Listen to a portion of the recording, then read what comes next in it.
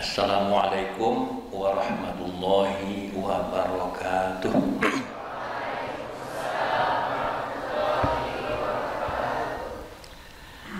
Maaf Pak, ini oleh-oleh pertama kalau boleh. Jawaban salam yang paling baik kata para ulama bukan Waalaikumsalam. Salam itu pakai alif lam. Jadi kalau assalamualaikum tinggal membalikkan saja. Ya, waalaikumsalam. Sama-sama pakai al.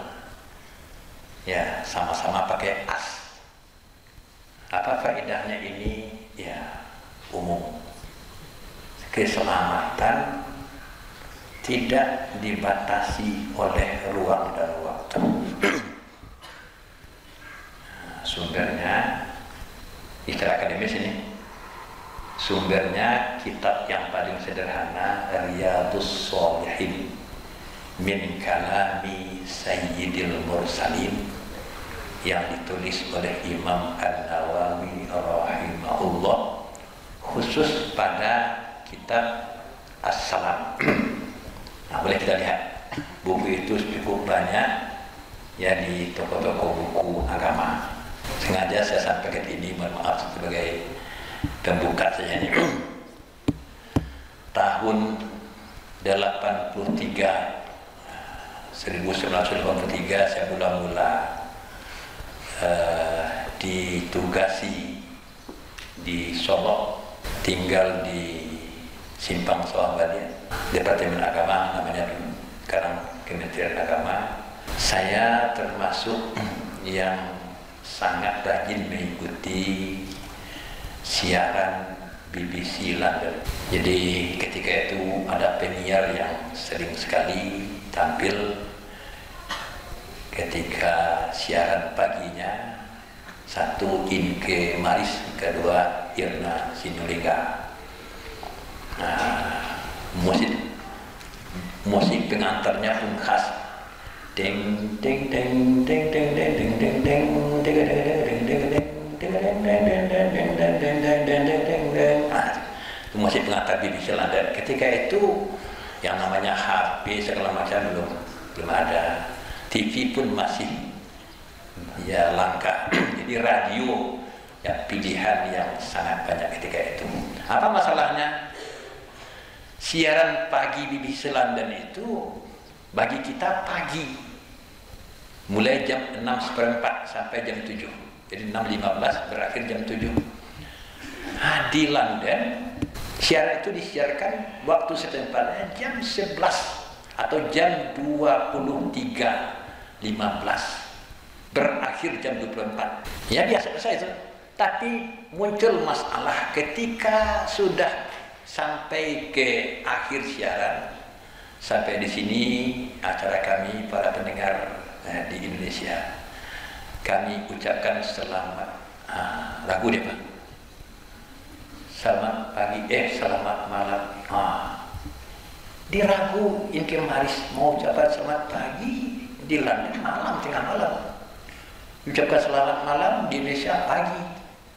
Sampai 3 kali bolak-balik. Teringat assalamualaikum, kena semua. Jadi memang assalamualaikum tanpa menyebut dia ngaitkan dengan waktu. Dalam bahasa Arab, kalimat yang terdiri dari mubtada dan khabar atau jumlah ismiyah tidak dibatasi oleh waktu. Itu bedanya dengan jumlah fi'liyah. Kalau jumlah fi'liyah, kalimat atau jumlah yang unsur pokoknya terdiri dari fi'il dan fa'il, itu terikat dengan waktu. Kalau madhi, masa lalu. Mudhari', masa sekarang atau yang akan datang. Jadi itu sekadar pengantar. Jadi mari kita biasakan menjawab Waalaikumsalam warahmatullahi wabarakatuh. Kita ulangi, Assalamualaikum warahmatullahi wabarakatuh. Waalaikumsalam.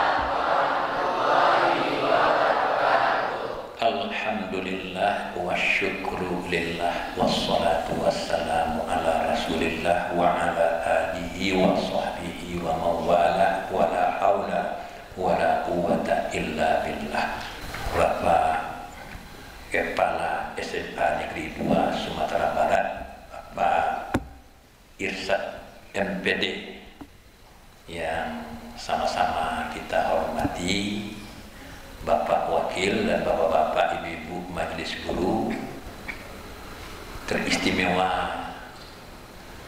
Ya, kalau saya sebagai santri ini Pak, ya, para santri SMA 2 Sumatera Barat yang saya sayangi.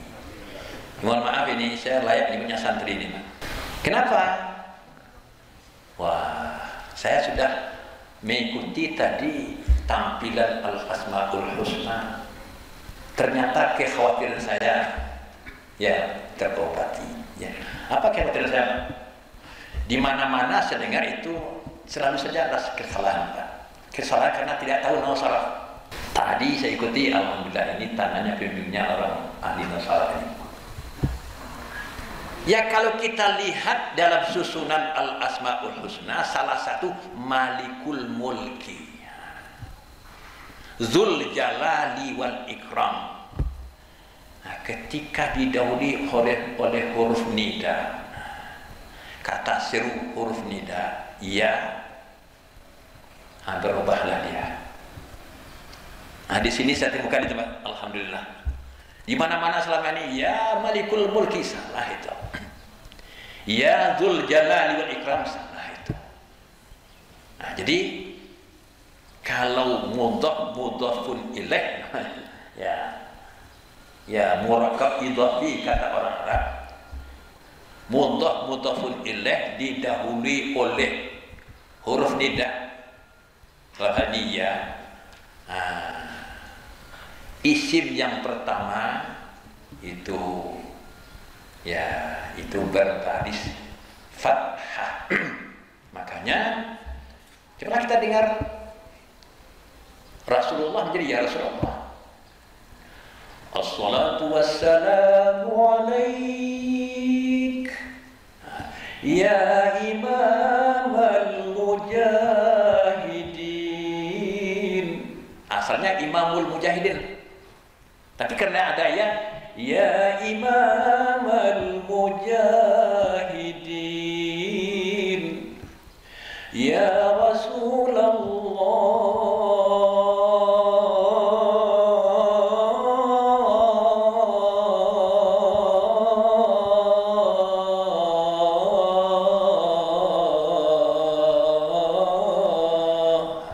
ya Rasulullah. Sebelum pakai ya Rasulullah, itu yang membuat saya begitu puas. Jadi sedikit mohon maaf, saya tidak pandai ya berbahasa basi. Tandanya kita memang bersaudara, berteman, teman asli. Siapa saja apa adanya. Nah, cuma tadi ketika Ummul Al-Quran, pegang gini dia saya depan. Ya, ya, yang tipenya itu Ummul Quran. Ya, bukan Ummul Al-Quran. Dua kali alif lamnya itu. Ummu tambah Al-Quran menjadi Ummul Quran. Sama dengan Fahmul Quran, Syarhul Quran.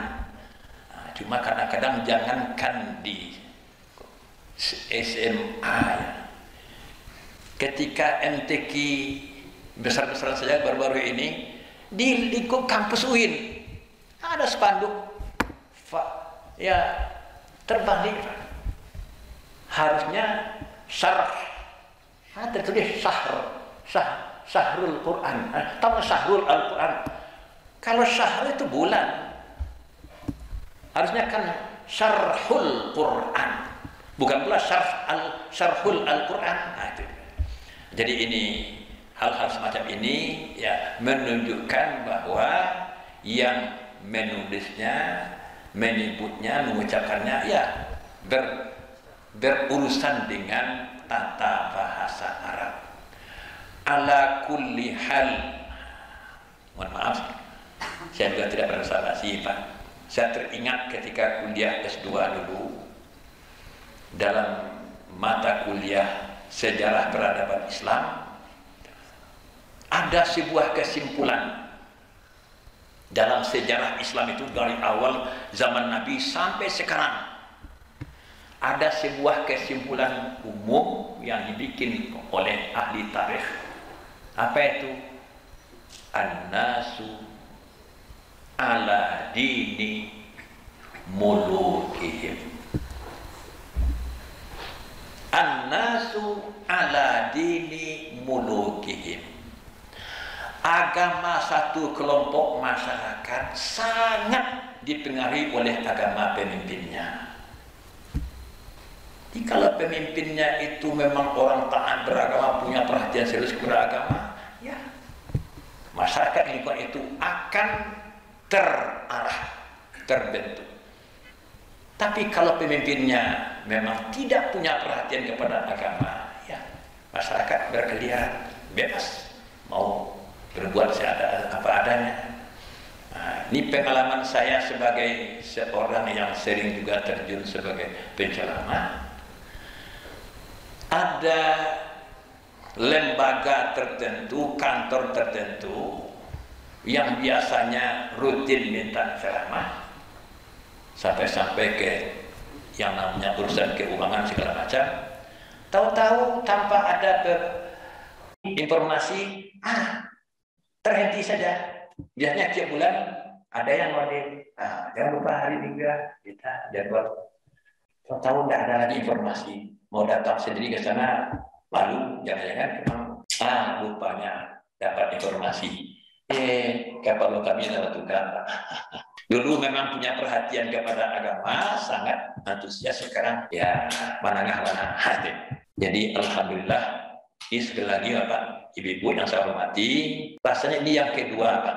Saya mengalami suasana seperti ini. Ya, seumur-umur saya diminta memberikan ceramah agama di sebuah lembaga. Ini yang kedua, suatu suasana yang sangat nikmat. Pertama di Baitur Rahmah. Apa yang buat saya kagum di situ, Pak? Ketika saya datang, seluruh komponen dikondisikan mengikuti. Yang namanya si owner, ya perguruan tinggi, yaitu Pak Ramlan bersama istri beliau hadir. Rektor, wakil-wakil rektor, dosen-dosen, dekan-dekan, dokter-dokter, apalagi mahasiswa, semuanya dikondisikan mengikuti dengan khidmat. Nah, sekarang alhamdulillah, ya malah saya sendiri sebagai pimpinan pondok pesantren rasanya belum mampu menciptakan suasana seperti ini. Terus terang Pak, ya karena saya baru belajar jadi pemimpin sekolah. Dulu hanya ngajar, sekarang didaulat menjadi pimpinan sebuah pondok pesantren Tawalim Padang Panjang, putra dan putri. Baik Bapak-bapak Ibu yang hadir, ya kita bersyukur kepada Allah atas begitu banyak anugerahnya, karunia-Nya. Ya, dengan bersyukur itu Allah berjanji akan menambahnya. Biar pula kawan yang berseluruh Pak. Ya, mudah-mudahan tidak jadi bahan gurih, tapi ada saya dengar. Ya, kalau kita dapat nikmat, disyukuri, Allah berjanji menambah katanya. Naik pangkat, disyukuri, Allah janji menambah cepat. Kalau dapat istri, syukur bagaimana? Astagfirullah. Itu seluruh kawan-kawan. Nah, artinya tambah itu tidak mesti materi. Bisa tambah yang bukan materi. Apa tambah yang materi? Ya, nikmatnya, berkahnya. Berkah ini jauh lebih utama daripada ya, kuantitas materinya. Nah, ini dengan selalu bersyukur, Allah berjanji akan menambahnya. Wa iz ta'adzana rabbukum la in syakartum la azidannakum wa la in kafartum inna adzabi la syadid. Salawat dan salam untuk Nabi kita Nabi Muhammad sallallahu alaihi wasallam. Ini juga membuat saya sangat senang. Saya di mana-mana ketika pembawa acara berselawat, termasuk juga tokoh-tokoh tertentu sering keselio. Gimana keselionya? Wa ala alihi wa sahbihi rasulillahi ajma'in, itu keselio. Masa ya rasulillahi ajma'in? Itu Arab Indonesia. Apa Arab Indonesia? Uslubnya, susunannya itu Indonesia. Dalam bahasa Indonesia boleh. Ibunya Budi, sudah nyar Budi. Bapaknya Yanto, boleh. Tapi salat tak boleh. Dalam syarat kalau sudah nyanya itu tidak ada lagi isim zahirnya. Ya, wa ala alihi wa sahbihi ajma'in, atau wa ala alihi wa ashabihi ajma'in. Hadirin hadirat yang saya hormati, telah semakin dekat datangnya bulan suci Ramadan tahun 1442 Hijriah. Sekarang hari Sabtu, besok Ahad, Senin, akhir Syakban, dengan tenggelamnya matahari di ufuk barat hari Senin 12 April. Sementara yang namanya Al-Qamar, di dalam bahasa Arab bulan itu kalau bendanya Al-Qamar, kalau kelihatannya penuh Al-Badar, kalau kelihatan awal dan ujung seperti tandan kurma, bulan Syakban, itu namanya Al-Hilal. Itulah istilah dalam bahasa Arab. Dengan terbenamnya matahari di ufuk barat, bulan masih tercecer di atas ufuk, apalagi dengan ketinggian di atas 5 derajat, itu peluang untuk berbeda itu sangat-sangat nyaris mustahil.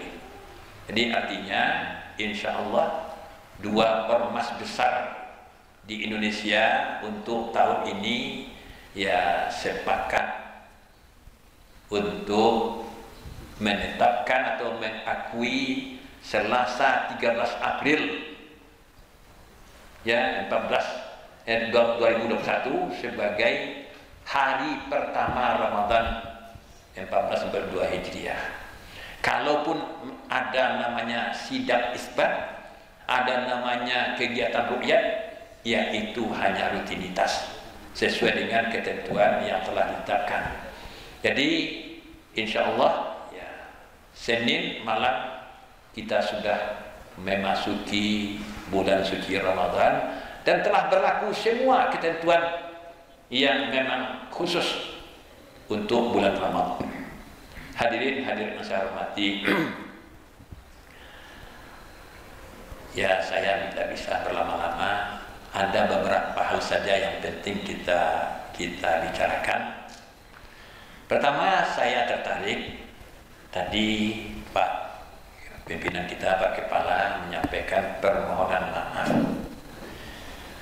Tidak ada masalah, artinya yang namanya bermaaf-maafan itu memang prinsip ajaran syariat Islam.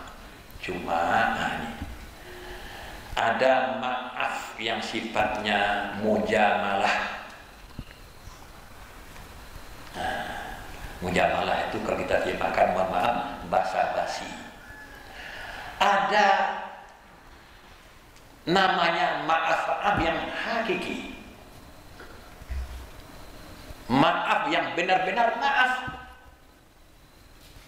Itu bisa kita lihat isinya, materinya dalam surat An-Nur ayat 22, bahwa yang maaf sebenar-benar maaf itu intinya memulihkan persaudaraan, memulihkan persahabatan, memulihkan silaturahim. Itulah yang sebenar-benar maaf.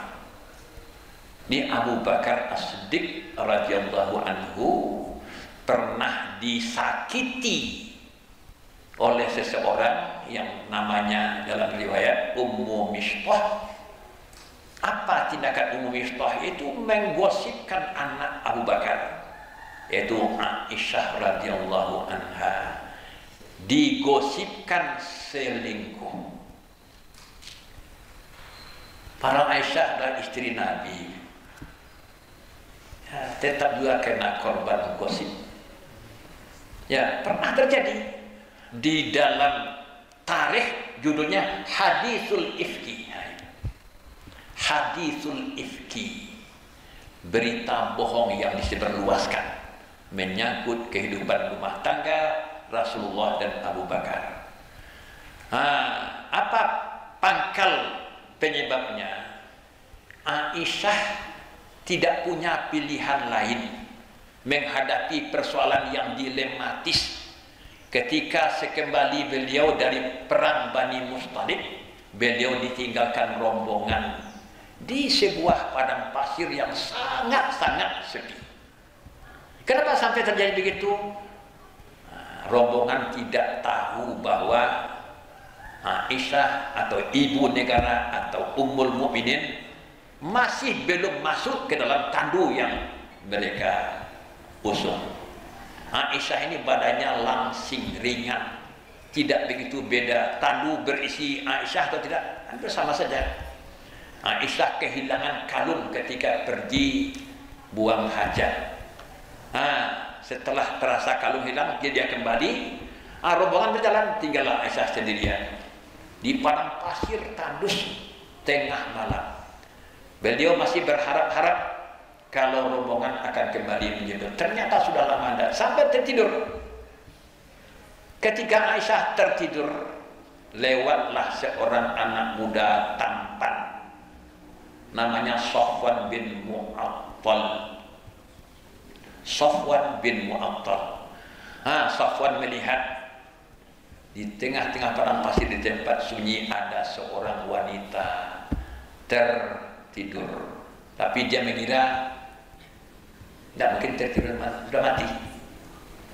Masa iya orang tidur di tempat yang berbahaya itu? Karena dia mengira ada seorang meninggal dunia. Inna lillahi wa inna ilaihi raji'un. Membaca inna lillahi itu dalam istilah agama istirja.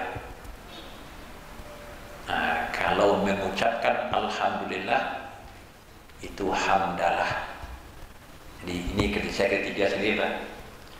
Jadi mari kita buka acara kita dengan basmalah, bukan dengan membaca basmalah. Jadi kalau membaca basmalah, ya basmalah dibaca orang. Tapi mari kita buka acara kita dengan basmalah. Apa arti basmalah? Basmalah artinya mengucapkan bismillah, atau lengkapnya bismillahirrahmanirrahim. Apa artinya hamdalah? Hamdalah artinya mengucapkan alhamdulillahi rabbil alamin. Jadi kalau mengucapkan atau membaca, kita langsung sebut apa adanya. Mari kita tutup acara kita dengan membaca alhamdulillahi rabbil alamin. Tapi mau dipendekkan, mari kita akhiri acara kita dengan hamdalah. Jadi ada beberapa kata yang mirip-mirip itu. Ada namanya hauqalah, mengucapkan la haula wala quwata illa billah. Ada namanya hayyalah, mengucapkan hayya ala shalah atau hayya ala falah. Jadi Safwan mengucapkan ya inna lillahi wa inna ilaihi raji'un. Mendengar ucapan inna lillah, Aisyah terbangun. Wah, rupanya seorang anak muda. Inilah ini. Kita mungkin akan mengalami suatu saat mengalami hal yang sama. Seorang laki-laki muda belia, ganteng. Seorang perempuan masih usia sweet 17. Ya Aisyah tuh jadi istri Nabi masih muda. Sehingga Nabi panggil beliau itu Humairah, si merah muda. Kenapa? Ya begitu mulusnya kulit beliau. Ditekan pipinya dengan terjemahan tinggal merah muda. Wahai si merah muda. Coba andaikan kita yang mengalami hal yang sama, di tengah jalan di tempat yang sepi, kita menemui seorang wanita, apa yang mau kita lakukan? Ditinggalkan sendirian berbahaya, termasuk yang resikonya besar. Diajak pulang bersama juga berbahaya. Bahayanya Pak, salah cando. Ya, mengundang penafsiran macam-macam. Nah, cuma di antara dua pilihan ini ada kaidah dalam agama kita namanya irtikabu akhafid dhararain. Kalau ada dua resiko, mesti ditempuh salah satu, pilih resiko terkecil. Seorang sopir, ya, mau berkali ditarik ke sini mati satu orang, tarik ke sini mati semuanya, biarlah mati satu orang. Ya, nah, demikian juga dalam peperangan ada teman kita tertangkap musuh, dijadikan tameng perisai, dibalik teman kita, orang menembak kita, dibiarkan bisa habis. Kita balas, mati teman kita sekian orang, nah, biarlah mati teman. Itu namanya memilih resiko terkecil. Nah, jadi Safwan memilih, biarlah dengan segala resiko apapun yang terjadi lebih selamat. Saya ajak ibu negara ini pulang bersama. Yuk kita pulang, Bu. Untuk menghindari fitnah, nah, silakan ibu naik kendaraan, naik onta, biar saya yang menarik talinya. Ya jalan. Malam gelap gulita, coba bayangkan itu. Dua orang manusia, laki-laki perempuan berjalan menuju Madinah. Sampai di gerbang Madinah, ada mata yang sempat melihat. Mata munafik, orang-orang munafik. Kalau sudah adalah koran ketika itu, kalaulah sudah ada koran ketika itu, pastilah halaman pertamanya itu penuh, ya, headline besar itu, ya, love affair antara istri Rasulullah dengan Safwan bin Mu'attal. Tapi karena koran dulu ada ya, ke mulut, menyebar cepat. Apa isinya? Ya, Safwan dan Aisyah jalan berduaan di malam gelap. Dari berdua menjadi berduaan beda tuh.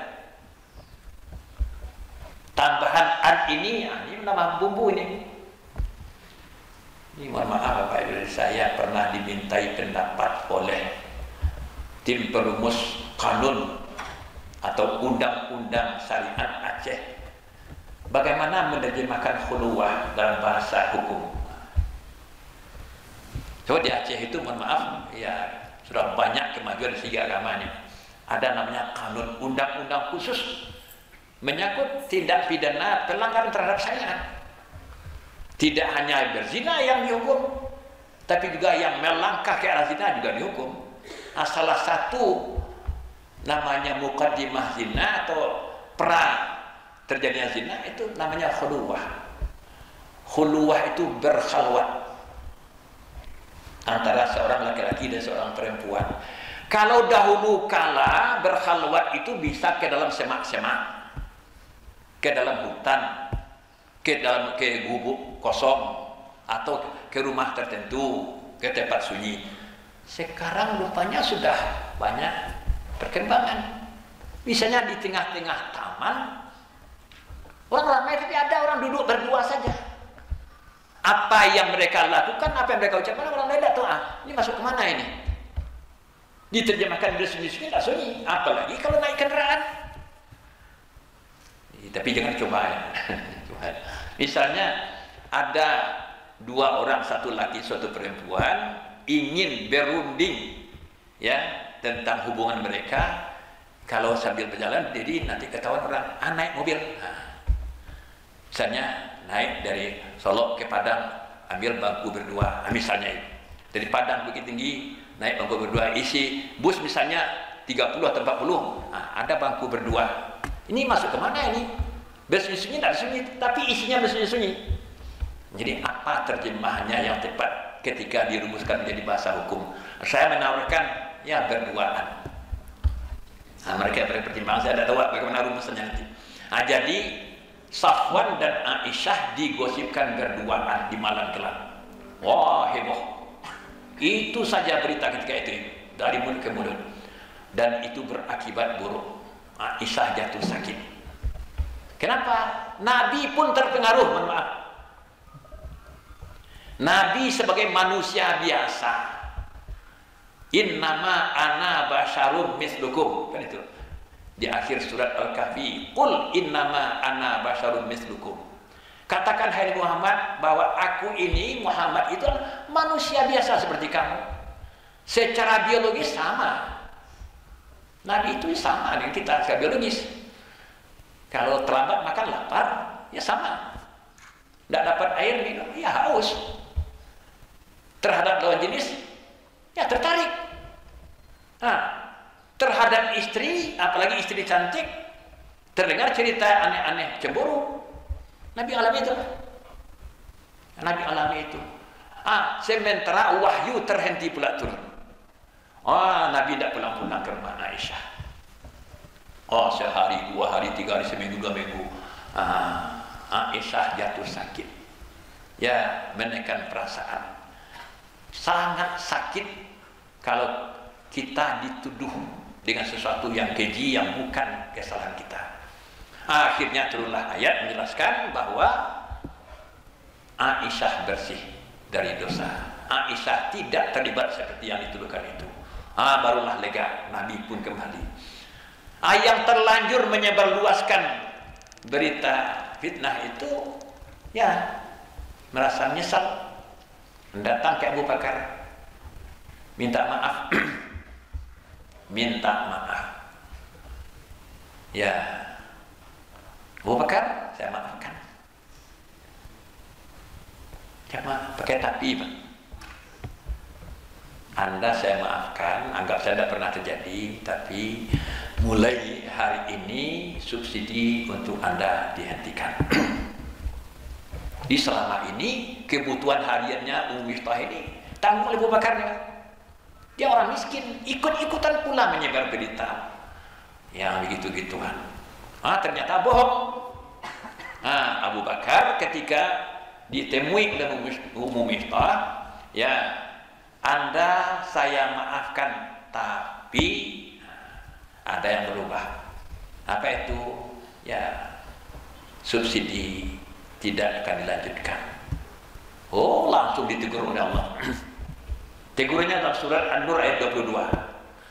Ala tuhibbuna yaghfirallahu lakum? Tidak mau Anda memaafkan orang? Apakah Anda tidak ingin ampunan Allah?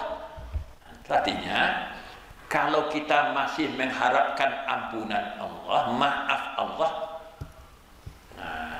kita juga harus bersedia memaafkan kesalahan orang lain. Karena kalau dibanding kesalahan orang kepada kita, tidak sebanding dengan kesalahan kita kepada Allah. Jangan main mana. Apa main mana? Kalau minta ampun dia sebentar merengek, wa'fu anna wa'fir lana warhamna wa'fu anna wa'fir lana warhamna. Sementara orang lain bersalah kepada kita, kita simpan, kita dendam. Ini tidak masuk ini. Jadi inilah artinya maaf-maaf itu tidak sekedar ucapan, tapi intinya pulihkan hubungan, pulihkan silaturahim. Kapan itu? Ketika mulai bermasalah. Hubungan kita bermasalah itu terasa ada yang berubah. Dulu atau biasanya jauh, saling lihat, saling angkat tangan, saling senyum, saling sapa, saling salam. Sekarang berubah, buang muka. Ini misalnya, kalau pertama mungkin kebetulan atau mungkin ada sebab lain, kita lagi nyetir, apalagi roda 2 di perempatan jalan, ada yang melihat kita, teman kita, negur kita tidak lihat karena takut, itu bisa ada alasan. Tapi ini tidak berpapasan, tidak ada alasan lain, cuma buang muka. Sekali mungkin ada sesuatu, mungkin dia sedang serius. 2 kali begitu juga, 3 kali, ini pasti bermasalah ini. Ya, itu segera diselesaikan. Berapa lama toleransi diberikan oleh agama kita? 3 hari. Tidak saling tegur sapa, saling membuang muka, saling menghindar, itu bahasa agamanya tahajur. Kalau itu memang karena silaturahim bermasalah, ukhuwah yang rusak, 3 hari diizinkan. Lebih 3 hari, amalan kita tidak dilaporkan lagi. Ya, ibadah kita, puasa kita, sholat kita, cuma ini Pak. Untuk puasa kita cemas, puasa tidak diterima Allah gara-gara silaturahim rusak, gara-gara ukhuwah kita bermasalah. Bagaimana dengan sholat? Ya makanya ya, namanya maaf itu kapan saja, di saat kita merasakan ada yang tidak beres, kita selesaikan cepat. Ya, perbaiki hubungan. Nah, termasuk diantaranya caranya meminta maaf. Tapi ya Pak Yunadir, kadang-kadang tersangkut dengan tindakan-tindakan ganti rugi, merugikan ganti rugi. Apa contohnya? Kalau seseorang pernah berhutang dalam jumlah tertentu, janji bayarnya paling lama sebulan, sudah berbulan-bulan tidak ada tanda-tanda, sepertinya tidak pernah terjadi apa-apa, itu tidak selesai maaf. Tidak selesai. Dan ini banyak kasus di tengah-tengah umat Islam. Anehnya terjadi pada orang yang rajin ritual. Ya, sholat jemaahnya rutin, zikirnya panjang, doanya panjang, puasa sunat Senin Kamis. Tapi soal hutang-hutang, bahasa awaknya gali. Saya yang susah. Itu jemaah Buya gitu. Apa? 50 juta hutang ya. Lah lebih 50 tahun. Ini tidak ada masalah. 50 juta 50 tahun yang lalu tidak sama 50 juta gini, Pak. Ya dulu emas, satu emas 500.000. Ya 50 juta sekian itu. Sekarang 2 jutaan. Dibayar pun sekarang 50 juta tuh, teraniayalah pihak yang pernah menolong itu. Akhirnya ini buktinya Bu ya. Ini buktinya bahwa dia pernah berhutang 50 juta. Tapi ya sepertinya tidak pernah terjadi apa-apa. Akan mesti rajin. Ya, zikirnya, doanya, malah naik haji, umrah berulang-ulang. Atau tambahan saja rumah tambah kadang ya. Ini kalau dibiarkan mati nanti, ya bermasalah di akhirat. Apalagi kalau pihak yang mempiutangi itu bertekad nanti di akhirat kita selesaikan. Alhamdulillah. Syukur kalau dia relakan ya bisa, tapi kalau jumlah banyak itu biasanya. Kalau yang berhutang tuh orang susah, mungkin ada harapan direlakan. Tapi kalau yang berhutang itu orang mampu, itu tandanya gali ya. Selesai kali ya dapat. Ada bahasa Minangku yang susah jadi Indonesia Pak. Ambo majak fikih basuh Pak. Bahasa Indonesia Malasian, ada suara Pak. Malasian, bahasa Arabnya Pak, istinsak. Menyedot, ada namanya istinsak, mengaluakan istinsar. Bahasa Minang Malasian. Kalau mehembus, kamu juang. Kalau nggak terus begini Pak. Ini kado bahasa Minang dan bahasa Indonesia ini kodek bahasa Indonesia. Kalau sarung lain, sarung. Kain panjang di pakodek. Akodeknya kain panjang, akodeknya kain sarung. Akodek itu apa bahasa Indonesia? Itu kalau kita aktif dalam dunia bahasa, apalagi tulisan, itu jadi masalah ketika menerjemahkan. Jadi ibu-ibu bapak beradir, ya kalau orang pernah kita sakiti, ya tidak akui. Mohon maaf Pak ya, ini lebih baik saya sebutkan daripada saya diam-diamkan. Ada beberapa orang mantan Pak. Setelah mantan baru terasa. Ya mantan kepala, mantan pejabat. Ketika dia jadi pejabat, dia kepala sipak sintuang. Itu sudah saya sipak sintuang. Sipak sintuang itu jatah kawan. Ya, merugikan kawan. Siapa kau? Dia anggota, staf. Setelah jadi mantan baru teringat. Ada yang namanya potongan, ada jatah bersama masuk. Dia ada salah seorang ya namanya ya katakanlah pegawai Pak. Datang ke rumah, Pak, awak jenah penyaji Pak, alhamdulillah. Cuma ada masalah Pak. Saya di kantor juru bayar Pak. Nah, bagus nggak apa-apa. Cuma masalahnya Pak, saya sering didikte oleh atasan. Membuat laporan-laporan yang tidak cocok untuk kepentingan atasan. Na'udzubillah.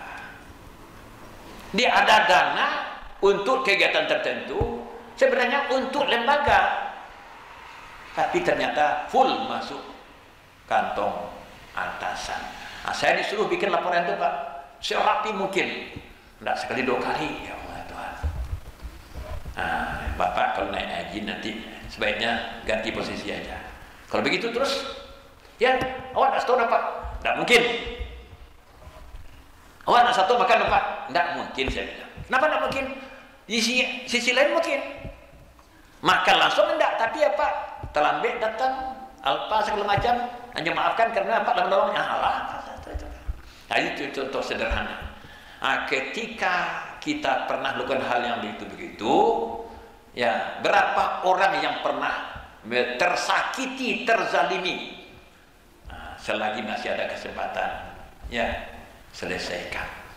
Termasuk penundaan naik pangkat. Saya melihat langsung Pak, mohon maaf ya, ada orang yang sudah waktunya naik pangkat, tidak jadi naik pangkat karena ya dipermasalahkan. Awalnya saya suka tidak suka, naik ini naik saja. Ada yang bahannya dicabut, hilang. Saya ketika ngurus naik pangkat pribadi saya di Jakarta dulu, apa kenal orang ini? Apa di Sumber ya? Ada apa? Ini bahan yang paling penting yang ada. Masa iya? Pasti ada yang ngerjain itu. Kalau gara-gara itu tertunda naik pangkat, terhindar naik gajinya, nah ini nih, bermasalah ini. Di akhirat nanti Allah tidak ikut campur itu. Ya, kalau sekian orang yang kita butuhkan pergi naik haji, nangis-nangis di multazam, nangis-nangis di raudhah, minta ampun, tidak selesai. Tahun 2000 Pak, tahun 2000 saya ya kebetulan alhamdulillah ya dengan izin Allah naik haji di masjid tempat itu bukan ya, dari 2009 menjelang wukuf di Arafah. Ada seorang ulama diutus oleh pemerintah Saudi memberikan pencerahan. Apa katanya? Beruntunglah saudara-saudara semua sempat datang ke tanah suci. Tidak semua orang sempat hadir di sini. Beruntunglah tuan-tuan semua, sebentar lagi akan berangkat ke Arafah. Dengan wukufnya tuan-tuan di Arafah, hapuslah semua dosa tuan-tuan semua. Dengan ampunan Allah, dengan kasih sayang Allah, hapuslah dosa-dosa tuan-tuan semua. Entah kenapa, langsung saja saya tunjuk tangan. Ya, terganggu aja, tapi saya tidak nyaman. Apa yang saya tanyakan? Ma taqul fi huquqil ibad?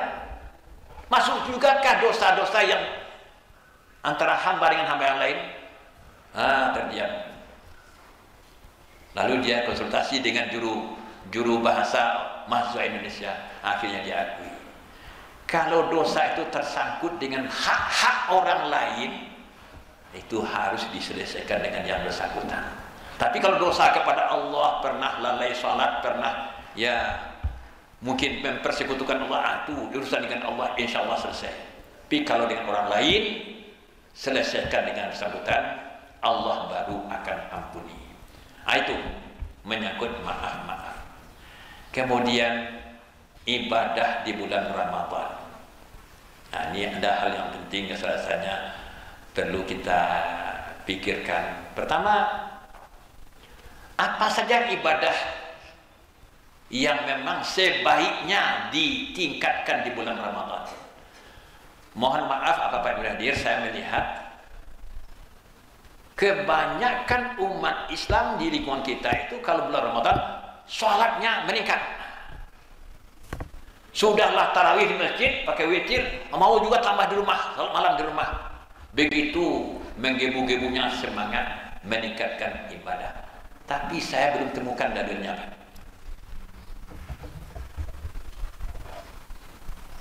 Belum saya temukan. Apakah ada contoh Rasulullah selama Ramadan jumlah salat Nabi itu bertambah? Tidak ada. Kata Aisyah sama saja. Salat Nabi itu Ramadan, luar Ramadan sama saja. Tidak ada pasang naik, pasang surut. Maka hasil penelitian seorang Ibnu Qayyim al-Jauziyah dalam kitab Zadul Ma'ad fi Hadi Khairil Ibad, salat Nabi itu rutin, konsisten. Sehari semalam 40. Yang wajib dan yang sunat. Mana yang 40? Salat fardu 17. Salat malam kadang 10, kadang 12. Mana lagi? Namanya salat sunat rawatib. Kadang ya. Jadi malam itu kadang 11, kadang 13. Rawatib kadang 10, kadang 12. Ketika malam ya 13, rawatibnya 10. Ketika malamnya 11, rawatibnya 12. Seluruhnya 40. Ini temuan. Itu yang namanya salat rutin Nabi. Tidak ada namanya pasang naik pasang surut.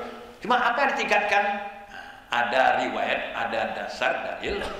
Ibadah yang khusus ditingkatkan di bulan Ramadan itu ibadah yang tersangkut dengan Al-Quran.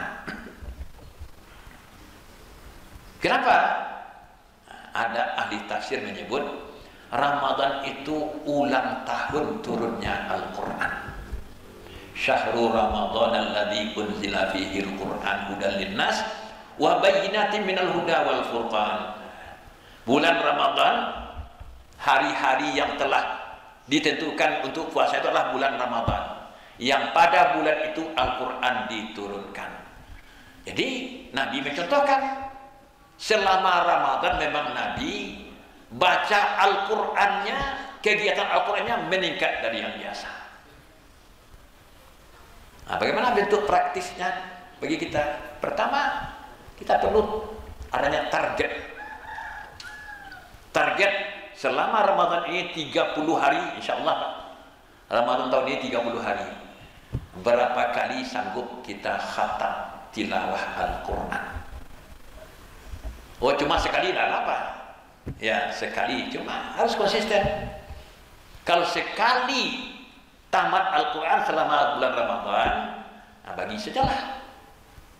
Al-Quran 30 juz, Ramadan 30 hari, berarti sehari semalam minimal 1 juz atau 1 juz. Kalau mau nyodok 2 kali ya 2 juz. Bisa ke itu? Bisa. Kenapa tidak bisa? Orang dengan tarawih saja tamat Al-Quran, tamat 1 juz. Malah ada kawan yang bisa 1 juz 1 rakaat. Ya pokoknya kemauan. 1 juz 1 rakaat. Saya seperti alhamdulillah saya motivasi saya bisa. Ya sampai 1 jam. Tapi kiranya murattal. Ya kalau kiranya murattal itu boleh. Asalkan tawazun. Apa itu tawazun? Keseimbangan. Mad dan qasar. Di yang pendek dan yang panjang itu jangan campur aduk. Yang panjang Al-Quran itu juga ada variasi. Ada namanya mad far'i, mad wajib, muttasil, mad jaiz, munfasil. Ada namanya mad silah, ada namanya mad lazim. Ada keseimbangan. Bisa. Jadi ada target. Apakah pribadi atau bersama-sama? Kalau pribadi ya di rumah kita selesaikan. Kalau bersama-sama ya tadarus di masjid atau di mushola, bersama-sama kita selesaikan. Yang kedua, ini tidak kalah pentingnya ini. Al-Quran bukan hanya sekedar urusan pahala. Ini pandangan umum masyarakat begitu. Baca Al-Quran di bulan Ramadan pahalanya besar, betul. Tapi Al-Quran bukan sebatas urusan pahala. Al-Quran hudan linnas wa bayyinatin minal huda wal furqan. Al-Quran itu diturunkan sebagai petunjuk, pedoman hidup bagi manusia. Siapa manusianya yang mau? Ya muttaqin. Hudan lil muttaqin. Kenapa berbeda? Satu hudan linnas, satu hudan lil muttaqin. Nah, kata di tafsir, hudan linnas semua manusia berpeluang untuk mendapatkan petunjuk Al-Quran. Tapi yang mau menikmatinya adalah orang-orang yang bertakwa. Nah, jadi apa artinya? Nah, bisakah kita menyisihkan waktu, apakah setiap malam atau per minggu? Berapa ayat yang bisa kita pahami? Apa pesan-pesan ilahiyah yang terdapat dalam ayat-ayat yang kita baca itu? Nah, kalau tidak sebanyak yang tilawah tidak apa-apa, tapi jelas ada target. Nah, yang ketiga hafalan. Ini mohon maaf, saya salut, alhamdulillah kalau di sini banyak penghafal Al-Quran. Ya, saya pernah dinasihati oleh kakak seperguruan saya, namanya Fahmi Mukhtar, orang Simabur, hafiz Al-Quran. Beliau sudah lama meninggal dunia. Beliau nasihati saya, Zul, lanjutkanlah hafal Al-Quran. Tahu tidak Zul? Ini pengalaman nih. Kalau kita sudah menyimpan dengan baik rapi Al-Quran dalam diri kita, wahyu Allah, mustahil Allah akan menyia-nyiakan kita. Itu luar biasa mensugesti saya, memberikan semangat. Artinya, kalau kita atau seseorang sudah hafal Al-Quran dengan baik, mustahil Allah akan menyia-nyiakan hidupnya. Nah ini, cuma yang berat, anak-anak kami semua yang berat, hafal Qurannya apa? Bukan setoran Pak. Yang berat mempertahankan sudah hafal itu. Nah, bagaimana caranya? Ya harus diulang terus. Jadi sekali kita hafal Al-Quran, yang sibuk. Saya amati begitu Pak. Siapa di Indonesia ini yang terkenal itu? Ya mantan Menteri Agama Syed Agil Al-Munawar. Saya lihat beliau asal duduk, mulut dia itu komat kami. Apa rupanya memperlancar hafalan. Fahmi Mukhtar itu saya lihat namanya jam istirahat ketika kami jadi juri dulu. Nah, di ruang istirahat, meja itu tetap. Nah, di atas dia sopir, malah saya ada sopir menghafal Al-Quran Pak. Sambil menghafal juga. Kenapa? Memang ada ancaman. Dalam kitab Sunan Abi Daud, hadis riwayat Abu Daud, ya kalau kita sudah hafal ayat tertentu, kemudian hilangnya bukan karena kemampuan otak, tapi karena sibuk urusan yang lain, dikalahkan oleh kepentingan lain. Ah, ini dosanya. Dosanya tidak ringan. Orang yang membiarkan ya file yang diisi oleh ayat Al-Quran dikalahkan, diisi oleh yang lain, yang file Al-Quran hilang. Oh, ini dosa. Termasuk dosa yang tidak ringan dalam Sunan Abi Daud. Nah, ini ya saya salut anak-anak kita, ya banyak yang sudah ya menghafal Al-Quran. Apa kesimpulan kebanyakan kawan? Kalau Al-Quran sudah hafal, sudah dibaca, ya semuanya akan menggiring yang bersangkutan ke jalan Allah. Ya, kenapa? Sekali dia berurusan dengan maksiat, terganggu itu. Jangankan maksiat yang abu-abu saja, hafalan akan bermasalah. Jadi bersyukurlah Bapak Ibu kalau santri kita, siswa-siswi kita banyak yang hafal Al-Quran. Jadi yang namanya kegiatan ibadah tersebut Al-Quran, mentilawah Al-Quran sampai khatam, entah sekali dua kali, kedua memahami Al-Quran, ketiga menambah hafalan atau memperbarui hafalan. Al-Quran bahasa Arab. Ada apa dengan Al-Quran bahasa Arab? Kadang-kadang ayat yang kita hafal itu karena sudah lama tidak dilihat, ragu juga kita. Ya jangankan bahasa Arab Al-Quran, bahasa Indonesia saja kan ragu. Cuma Pak, ketika menulis dalam sebuah karya ilmiah misalnya, hari kemarin atau kemarin, kan ragu juga Pak. Kalau ucapkan tidak terasa. Tapi kita melihat kemarin atau kemarin. Ragu. Lihat kamus. Seseorang selesai makan, keluar udaranya. Apa bahasa Indonesia itu? Itu contoh sederhana. Bahasa Minangnya sindao. Bahasa Indonesia-nya? Apotek atau apotek. Itu misalnya. Itu juga Al-Quran. Yang sudah hafal itu kalau kita tulis satu-satu, kadang-kadang ragu juga. Ulang kembali. Perbaharui hafalan. Misalnya, ada ayat-ayat yang mirip-mirip. Ini pernah kejadian Pak. Di Makassar, kira-kira 4 tahun yang lalu, saya acara munas di sana. Ada imam yang hebat. Cuma terpengaruh oleh orang yang di belakangnya. Ada Masjid Al-Markas namanya yang dibangun oleh Menteri M. Yusuf dulu Pak, ketika jadi Menteri Pertahanan. Kebetulan waktu itu Yusuf Kala datang sebagai wakil presiden. Yusuf Kala itu masih presiden itu. Berarti sudah lebih 4 tahun ya. Jadi imam ini sholat Jumat membaca rakaat pertama surat Al-A'la, lancar. Sabbihisma rabbikal a'la alladzi khalaqa fasawwa walladzi qaddara fahada walladzi akhrajal mar'a faja'alahu husa'an. Ini sini kadang-kadang ada Pak. Ahwa atau ahwa. Ada yang bolak-balik. Lihat saja. Tapi rekan kedua baca surah Al-Ghasyiyah. Lanjutannya ayat surat berikutnya. Bimbang. Kenapa bimbang? Ada yang mirip-mirip. Sama-sama fadzakir. Afala yanzuruna ilal ibili kaifa khuliqat wa ilas samai kaifa rufi'at wa ilal jibali kaifa nusibat wa ilal ardi kaifa sutihat fadzakir. Apa namanya? Harusnya innama anta mudzakir.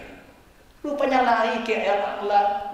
Fadzakir inna fa'atiz dzikra. Makmum berebutan menegur. Ini sama. Ya, lari-lari tadi. Inna fa'atiz dzikra sayadzakuru man yakhsha wa sayujannama. Harusnya kan ayat aja. Lari pula ke surat Al-Lail. Wa sayujannabuhal atqa. Subhanallah, subhanallah. Akhirnya banting setir. Apa banting setir? Inna a'tainakal kautsar. Surat terpendek di dunia. Jadi, ya ulang-ulang hafalan kita itu. Kadang-kadang kalau jalan sendiri refleks dia tahu, tapi ketika kita mulai pelan-pelan kadang-kadang bermasalah. Itu ibadah yang ditingkatkan di bulan Ramadan. Yang kedua, sedekah. Sedekah itu memang cukup kuat landasannya, ditingkatkan selama Ramadan. Nabi yang mencontohkan. Cuma bahasa modernnya, bahasa populernya sedekah itu aksi sosial. Aksi sosial. Apa artinya? Selama Ramadan itu kita peduli, tingkatkan kepedulian kita kepada kalangan yang memang sangat susah. Apakah itu fakir miskin, apakah itu anak yatim, apakah itu anak-anak yang putus biaya sekolah. Kita cari informasi, punya data, lalu kita cari dana, kita tolong bersama-sama. Itu ya kalau kita tingkatkan memang ada landasan hukumnya. Ketiga, i'tikaf. I'tikaf memang ya Nabi contohkan selama Ramadan lebih dari di luar Ramadan, apalagi 10 malam terakhir Nabi i'tikaf. Apalagi cuma ya. Ada cumanya. Untuk zaman sekarang bagi mubalih kesulitan melaksanakan i'tikaf itu. Kenapa? penceramah Ramadan, guru Ramadan kini dengan dahulu berbeda. Kalau dulu satu masjid, satu surau itu satu orang guru. Dia membimbing jemaahnya, termasuk yang tikar. Nah, tapi sekarang menyebar, wah, ustadz-ustadz yang bertebaran, gantung gonta-ganti, ini susah kesulitan ini. Nah, jadi kalau boleh, ya kita robah namanya, tapi tetap prinsipnya sama. Banyak waktu kita di masjid, itu makna etika. Banyak habis waktu kita selama Ramadan di masjid. Kalau selama ini kekurang, tingkatkan. Apa kita di masjid? Ya tidak hanya zikir-zikir, tidak hanya baca doa, tidak hanya baca Quran, termasuk diskusi-diskusi, membicarakan problematika umat, termasuk masalah pendidikan, masalah dakwah, bicarakan bersama. Itu bagian dari kegiatan i'tikaf. Jadi sebagian kita anggap i'tikaf itu duduk tenang, wah subhanallah, subhanallah, subhanallah. Iya, tapi bukan satu-satunya. Termasuklah itu ya kesibukan di masjid yang bernilai ibadah. Itu barangkali bapak-bapak juga berhadir. ibadah di bulan Ramadan. Terakhir hal-hal yang sangat prinsip. Saya melihat di masyarakat ada yang terbalik. Mungkin juga kita. Apa itu? Ada kaidah dalam hukum Islam. Al-fardu afdalu minan nafli. Al-fardu afdalu minan nafli. Apa artinya? Ibadah wajib lebih utama dari ibadah sunat. Kalau kita pilih, ibadah wajib lebih diprioritaskan dari ibadah sunat. Yang terjadi kebanyakan sebaliknya. Apa contoh yang nyata konkret? Misalnya salat maghrib itu fardu, tidak ada katakan sunat itu. Salat tarawih tidak ada katakan wajib. Tapi umumnya masjid ketika tarawih membludak. Maghrib 5-6 orang, dia tidak masuk nih. Apalagi subuh. Nah, kenapa sampai 5-6 orang? Ini kadang salah juga. Kesalahan juga dalam penyelenggaraan salat ini. Kenapa? Ada teman yang berbuka di masjid. Sekadar berbuka, masuk waktu berbuka, lalu azan, langsung kamar. Karena buruan mau pulang makan. Sementara yang berbuka di rumah, yang biasa jemaah di masjid, tidak terpikirkan berapa banyak waktu terpakai. Teman-teman kita berbuka di rumah, buka langsung makan, lalu dia pergi ke toilet, pergi ke tempat berwudu, mereka di masjid, sampai di masjid orang udah selesai. Itu banyak kasus itu. Jadi itu masalah penyelenggara salat jemaah. Tolong perhatikan, tidak salah kalau antara selesai azan dengan iqamah itu bersabar 10 menit. Tidak ada kecuali maghribnya itu. Kalau ada di masjid antara azan dan iqamah 10 menit kecuali maghrib itu hanya kepentingan tertentu. Agama tidak mengecualikan. Subuh maghrib itu sama waktunya. Durasi waktu subuh dengan maghrib sama. Boleh kita uji itu. Nah, ini terakhir informasi yang saya dapatkan, Pak. Bahwa posisi matahari ketika masuk fajar 18 derajat itu yang benar, itu yang kuat. Posisi matahari kita masuk Isya juga 18 derajat di barat. Cuma yang satu terbenam, satu mau naik. Jadi artinya jarak antara masuk subuh fajar dengan terbit ya sama dengan jarak antara terbenam matahari masuk waktu Isya. Kenapa untuk maghrib tergesa-gesa, subuh bisa bertenang-tenang, 15 menit menunggu biasanya semua. Tapi maghrib kesannya buruan, wah waktunya cepat, jangan. Jadi untuk kepentingan jemaah tidak apa kita bersabar. Ya ramaikan maghrib, lebih ramai dari di luar Ramadan. Nah jadi kalau sholat tarawih itu sunnah. Coba lihat sesekali di pelaksanaannya di Haram, Pak. Apa yang unik, Pak? Kalau di Masjidil Haram, kalau berbuka coba lihat. Saya juga mengalami itu. Kebetulan saya mengajar di Singapura itu.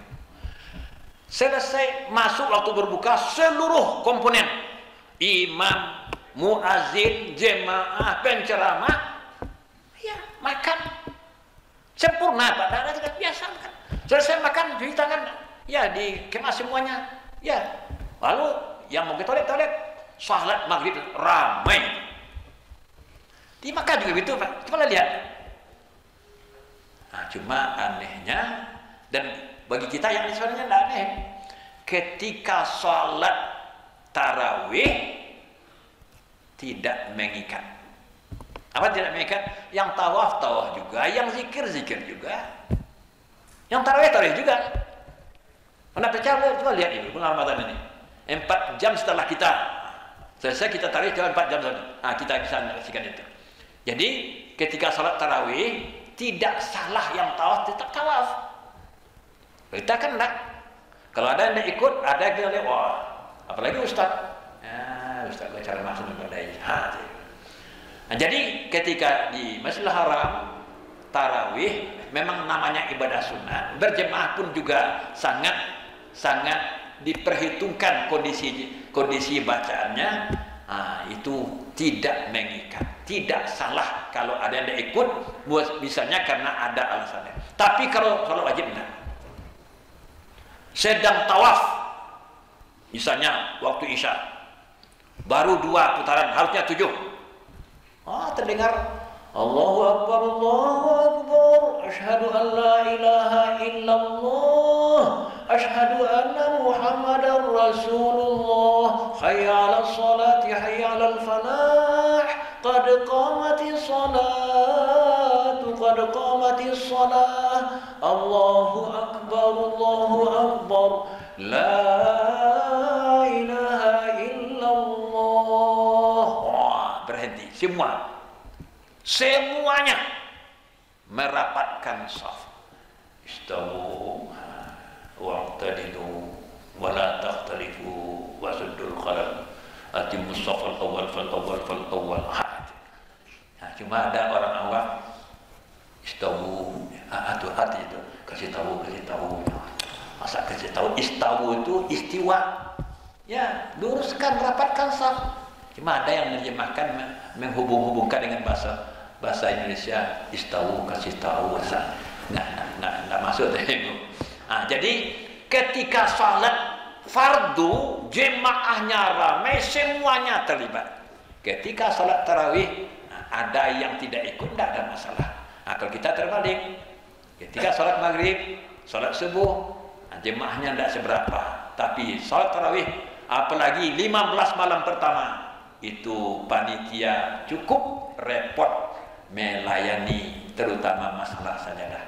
Itu barangkali. Jadi artinya utamakan ibadah wajib dari ibadah sunnah. Mudah-mudahan bermanfaat. Kalau ada yang ingin berkomentar, ya Pak, ada yang berkomentar, apakah itu namanya masukan atau komentar biasa, atau mungkin juga bertanya, kita berikan kesempatan.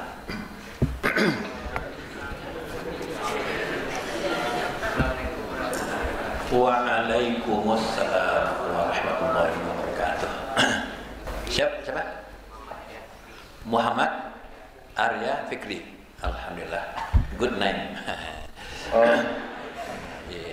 Mau bertanya Ustaz masalah tentang nuzul Quran, turunan Al-Quran tadi Ustaz.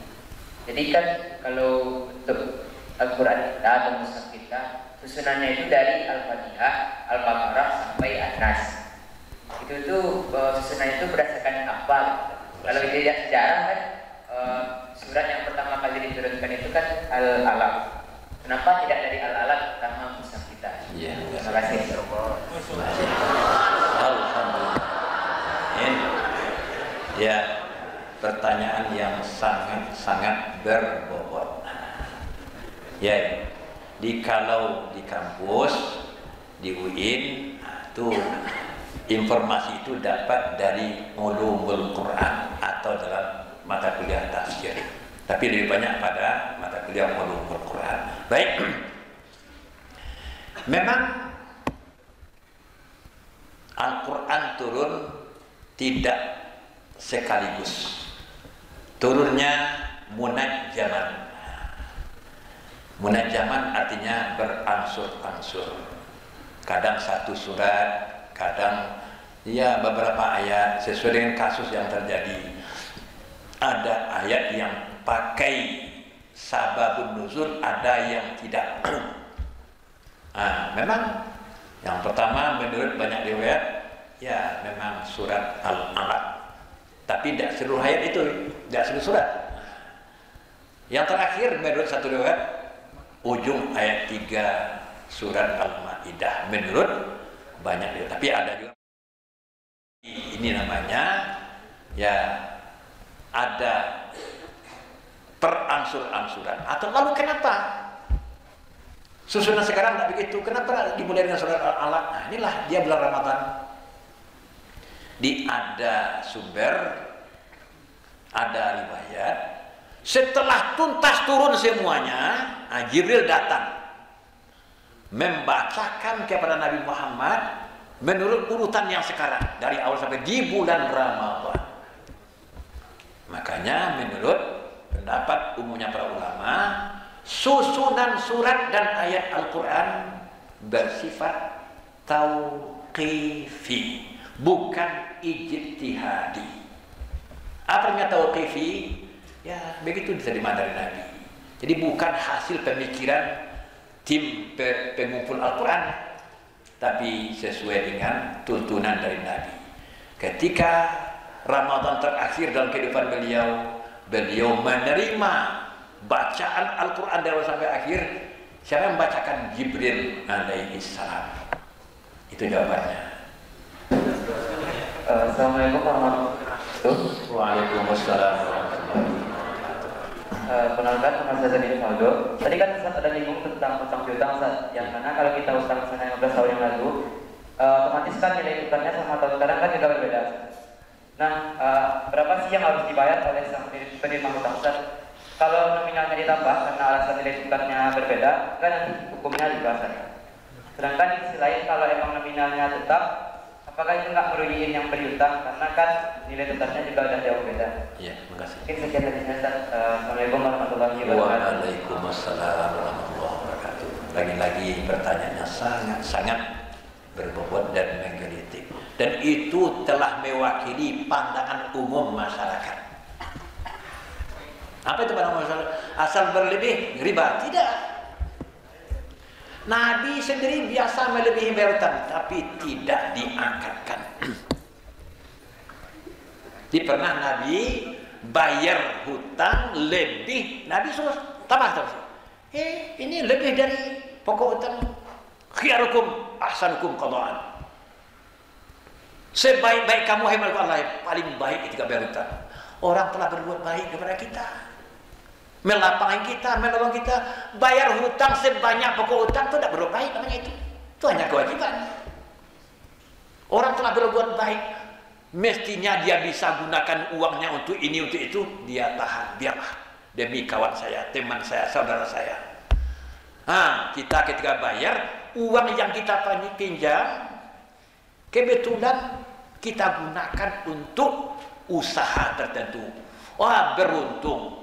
Ya kan, sangat manusiawi kalau untungnya tidak makan sendiri. Jadi Nabi menganjurkan itu, bayar hutang lebih, tapi tidak disyaratkan ketika akad hutang-hutang berlangsung. Demikian juga standarnya. Supaya jangan ada pihak yang terzalimi. Jangan ada yang berada di pihak yang terzalimi. Apa itu? Sudahlah dia tidak bisa menggunakan uangnya selama dipakai oleh yang meminjam, harganya juga melorot. Jangan sampai terjadi. Itu mohon pengertian pihak yang berhutang. Saya melihat tahun 60-an ketika saya masih anak SD, belanja sehari 1 rupiah, bukan 100 Pak, 1 rupiah. Kenyang Pak. Dapat 2 penukui kadang. Dapat 1 gelas cendol lengkap pakai amping. Ya, pakai tape itu 1 rupiah. Bertahan 62 sampai 68 bisa belanja Rp1 sehari. Tapi belakangan setelah Soekarno terguling, ya digantikan oleh Orde Baru. Terjadi perubahan-perubahan yang namanya ya mata uang berubah-ubah. Akhirnya 1000 menjadi 1. Anjlok itu Pak. Ada teman yang berhutang Rp24 bisa untuk ongkos ke Tanjung Karang, Pak. Sekarang Bandar Lampung. Sudah berhasil di sana pulang bayar Rp200, tidak laku. Nah, ini harus pengertian berapa nilainya dulu. Walaupun itu tidak ditulis, tapi perlu pengertian dari pihak yang berutang. Jangan rugikan orang lain. Kalau tidak akan bisa menolong, jangan merugikan itu. Jadi itu. Jadi melebihi ketika membayar hutang tidak semuanya riba. Baru dia tergolong riba kalau itu disyaratkan ketika akad hutang-hutang sedang berlangsung. Barangkali itu. That's all for this morning. Ya, karena saya juga akan, mohon maaf, sudah numpuk tugas ini, akan menguji sejumlah proposal mahasiswa di Singapura. Walaupun sudah pensiun, masih banyak beban diberikan. Mudah-mudahan pertemuan hari ini bermanfaat, ya, terutama ya dalam meningkatkan pengetahuan kita, iman dan takwa kita. Terima kasih. Banyak maaf, billahi taufiq wal hidayah. Assalamualaikum warahmatullahi wabarakatuh.